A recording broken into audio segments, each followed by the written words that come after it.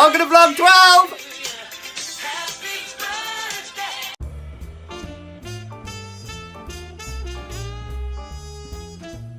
Go shorty, it's my birthday on Wednesday. I can't wait! I'm gonna be 37. I know, I don't even look it. I'm having a huge party. You're all invited. Well, you're not. There is a guest list, but... Come, eat cake!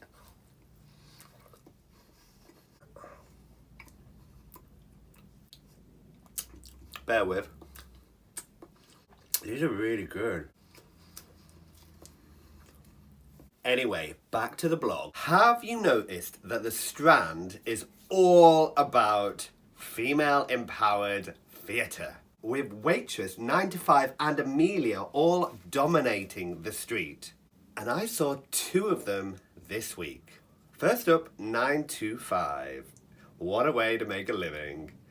Dolly Parton is back to present her own musical. She wrote the music and lyrics for this musical after appearing in the first film. I'll admit, I saw it a couple of years ago above the Gatehouse and didn't really think much of it. But I had high hopes for this production. With Dolly on board, you can kind of expect they're going to throw everything at it, and then some. As she always said, it costs a lot of money to make something look that cheap. Not that I thought it looked that cheap, but I didn't really get a sense that we were in the 80s. Tom Rogers, who designed this, also designed Adrian Mole at the Chocolate Factory. And I thought the set and design of that was incredible. With this, it's just a bit basic. To be honest, the whole show is a bit basic. It feels like it's been dumbed down for an audience. You've got Dolly Parton on TV screens narrating the story and introducing all the characters, as if we couldn't follow it ourselves. I mean, the plot isn't that extensive. I was there on Monday for Louise Redknapp's first night back after rejoining the group following a bizarre accident where she split her chin open. In the meantime, Carolyn Sheen had been taken over the role. To be honest, it's one of these situations where I kind of wish I'd seen it last week with Caroline. Amber Davies didn't really inspire me with confidence either. It's one of these things where you watch a leading lady. I said this before about my blog when I talked about Leighton Williams and Jamie. What impresses me about him is he really commands the stage, and you really get that sense that the company trust him. With Amber, I didn't really sense that. She is known for Love Island, but she did train at Erdang and she has got a great voice and she does a good job. But her lack of experience, perhaps confidence, does come through a little bit. Natalie McQueen is exceptional and completely steals the show. She's hilarious. There are moments where you feel like she's pushing it a bit too far, but I think that is down to the direction and audience response. Because you've got Brian Conley as well, and of course Bonnie Langford, who is exceptional, but they play up to the characters, they play up to the audience, and it just becomes a bit cheap. But like I said, they're only going on what the audience is giving back, and the audience were in raptures. I was there, it was sold out performance, everybody was loving it. There were a lot of talented people in that ensemble, like any show, who are perhaps underplayed and underused. I mean, it's only on for a limited run and then it goes on tour. It's a crowd pleaser. Dolly Parton is an incredible songwriter and the songs are catchy and infectious, and yeah, you will enjoy it. I guarantee. Next, I'm going to talk about Emilia, which I saw on Wednesday night. Now, this is a transfer from the Globe's production straight into the Vaudeville Theatre, and it's incredible. There is a trend at the moment to do these type of productions. You've had Six, you had Wasted last year at the Suffolk Playhouse. Obviously, they're all following the template set out by Hamilton, that you can retell a historical story and historical events and historical characters in this new, diverse way. And it works. I actually thought it was going to be a musical, but it's a play. It's the untold story of Emilia Bassano. I won't go into details because you just need to go and watch the show to find out more about her if you don't already know. This is British theatre at its best. I loved it. If you're a fan of Shakespeare in Love or Blackadder, the humour is there in abundance. And what makes this production so special is that it's all female cast and an all female creative team. And they know just what they're doing. It's pitch perfect. It feels like a rally cry, a call to arms. Everything about it just makes you want to get out of your chair and raise the roof, because honestly, I was blown away. Definitely. Go and see it. I don't know how long it's on for, but it is definitely worth checking out. Also watching Emilia on Wednesday was Ben Hewis, who was so inspired by the production that he has now set up an initiative. He is developing a scheme which will enable young women to see the production for free. By setting up a GoFundMe account, he's asking the general public to make donations which will all go towards funding these tickets for these young women. It's a brilliant scheme, and in the first day they had over £1,000. If you'd like to get involved and donate, have a look at Ben's Twitter page and also check out the link on my blog. It's a brilliant incentive to get young women to see this show so that they can learn and be inspired by the message of empowerment delivered in it. But I don't think it's restricted to just young women. This is a show that young men need to see as well, to be able to recognise when women deserve and need to take their power. This is a show for everybody, and I hope that this scheme will trigger similar ones to enable everybody to see this show. Sticking with women in theatre, the National Theatre has come under fire this week. Their new programme consists of 6 plays, all directed by men, with only one directed by female. A joint open letter addressing this has been drafted and written by 6 women. Stella Duffy, Jennifer Lund, Deborah McAndrews, Jennifer Toksvig, Shelley Salas and Anthea Stevens have all come together to write an open letter to the National Theatre to address this issue. On Tuesday, I was at the King's Head to watch Undetectable, a new play written by Tom Wright and directed by Rikki Beadle-Blair. Now, the pair have worked together a couple of times, and most recently at the Park Theatre for My Dad's Gap Year. Now, this is a story all about intimacy and sex in a modern-day gay relationship, and it's something that really interests me. I don't know if I've told you, but I'm a gay man and live in London, and I'm in this world, this ever-changing landscape of dating and intimacy and friendships with gay men. And believe me, they're complex. Now, this isn't the first time that the King's Head had tackled this subject. They've done it before with Five Guys Chilling and the Chemsex monologues. And this is a very similar story. It's a two-hander set in just over an hour. The problem with that is they tried to fit too many topics and too many subjects into an hour. If you look at The Inheritance, there was a reason why it was 7 hours long. They managed to let things land and let things breathe and explore the topics fully. With Tom's piece, I just felt you were being given too much information and it was a bit conflicting and overwhelming. And there were a lot of buzzwords just shoehorned in there.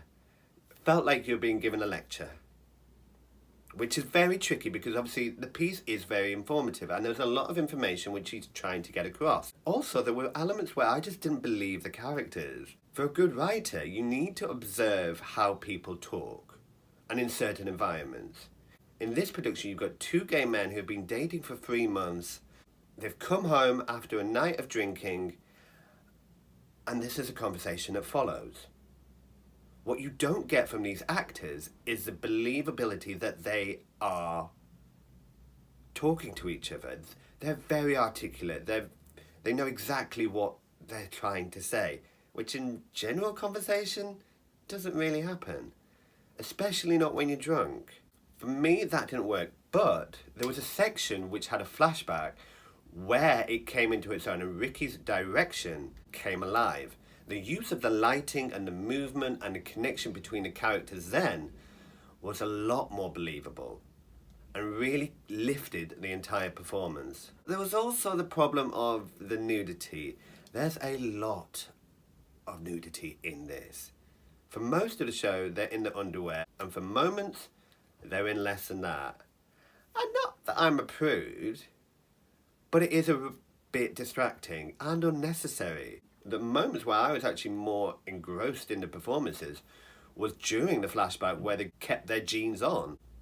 When they bared all, I just felt a bit distracted. As did the two women in front of me who literally made yummy noises. But it was nice to see women in the King's Head Theatre, especially watching a play about this.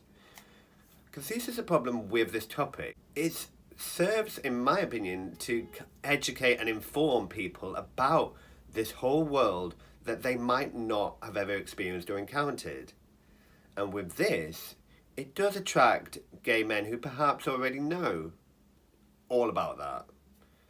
And I'd like to see an audience come who don't know anything about it, because I feel that is how we all learn. So yeah, so it's great to see women coming and watching and enjoying the penis. So on Wednesday was National Theatre Day. Not only did I manage to see Emilia in the West End, I saw a workshop presentation on the afternoon of a brand new piece of writing, also by an all-female creative and cast. Directed by Tori Martin and written by Rebecca Wells, this was her first draft and she was presenting it as a staged reading with a cast of 5 women, including Millie Thomas, who I talked about in my blog last week. Millie has worked at the Theatre 503 before and has had recent success with her one-woman show Dust, which transferred from the Soho Theatre to the Trafalgar Studios. The play was set in a women's crisis meeting where brought 5 very different women together, and Rebecca has drawn on her poetic style of writing. It was an interesting piece. I love seeing stuff like this at this early stage and then following the progression and seeing how it develops and evolves. It was the same with Liv Ward, who produced Anomaly recently at the Red Lion. I saw earlier drafts in that. Compared to the end result, it was such a departure. So this will be very interesting to see where it goes and how it develops. Theatre 503 is in Battersea and it's a bit off the beaten track, but they do have a really good success rate. One of their earlier productions, Rotterdam, won them an Olivier for Best Affiliated Theatre and is now going on tour later this year, written by John Britton. Check it out if you didn't manage to see it when it was at the Arts Theatre, because it is a brilliant piece. Also this week, I managed to catch up with Jordan Lee Davies. I have known him for years and still managed to get his name wrong. Hello. Hello, bonjour. How are you? I'm good, thank you. How are you? Justin Lee Davies. Hello. Who? Is that, huh? Jordan? Yeah. God, to say that. I Justin. keep doing that. I do that every time. Cut. Let's do that again. I've known you long enough. I should know your name by now. Start again. Yeah.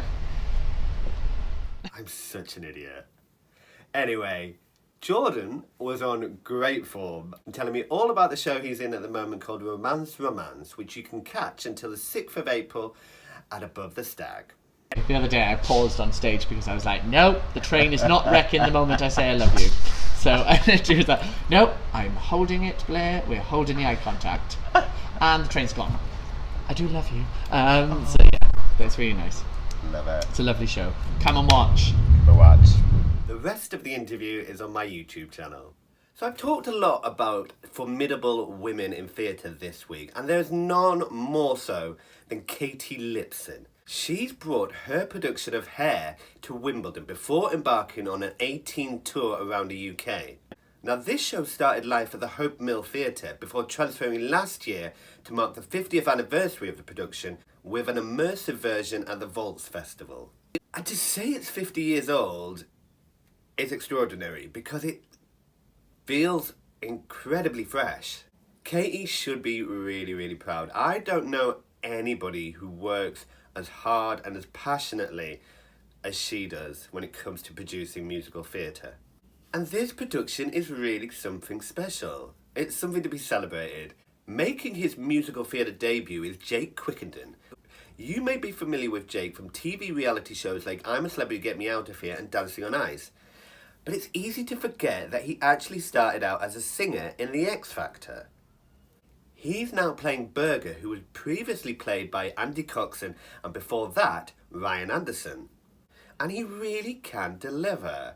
He looks incredible, goes without saying, but he can act and he can sing. And he commands the part of Burger.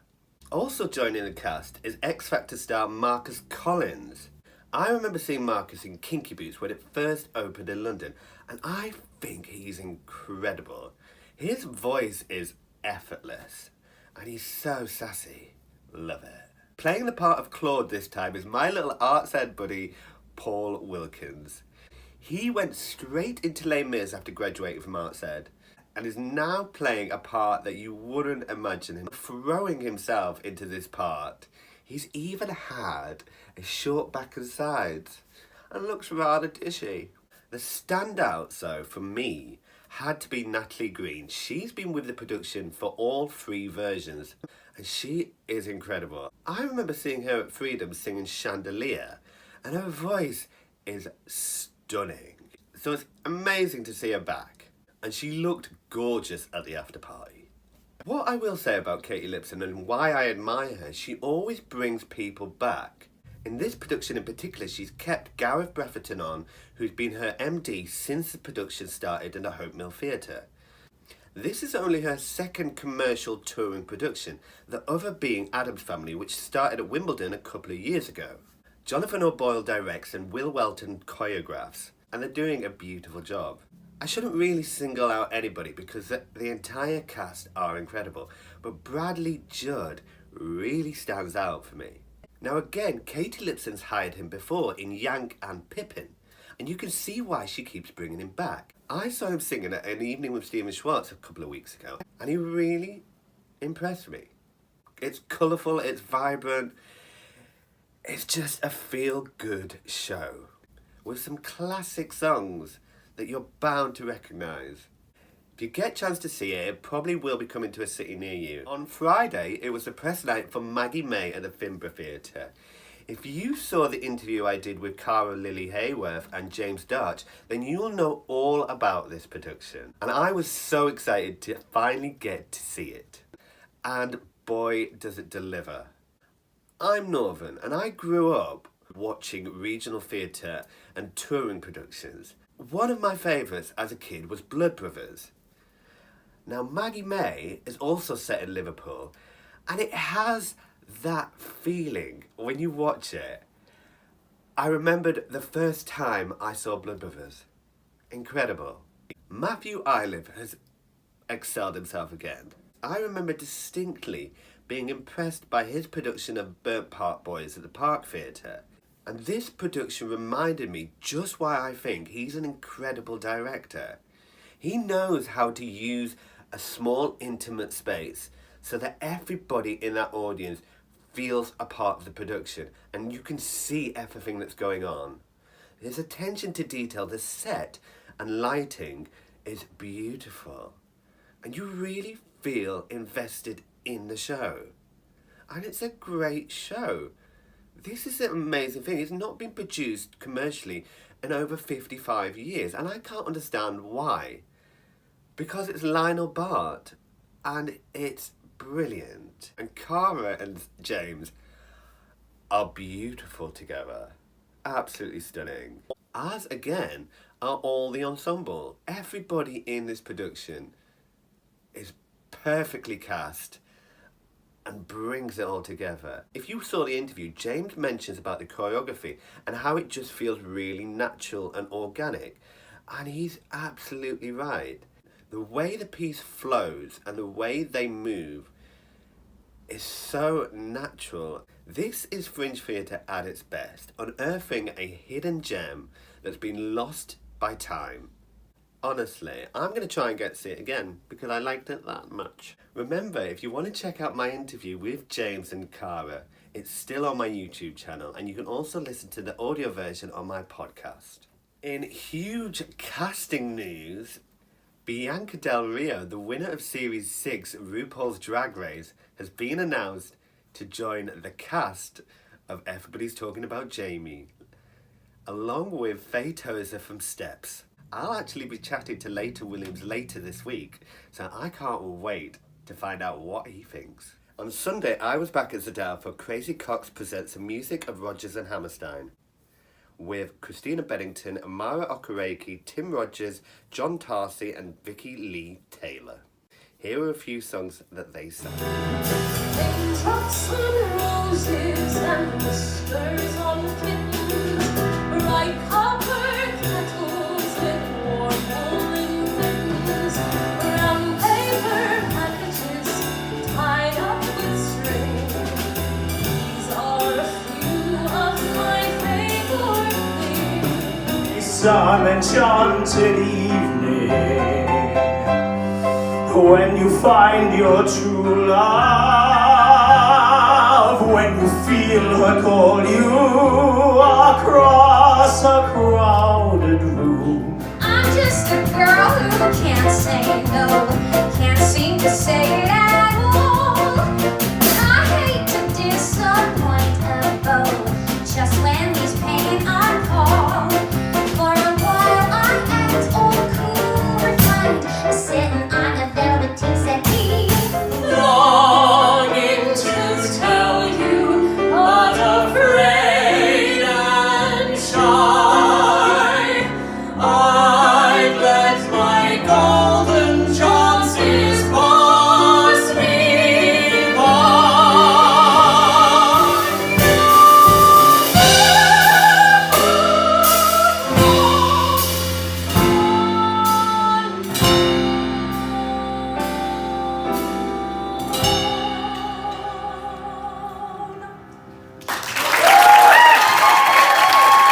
So that's it for this week.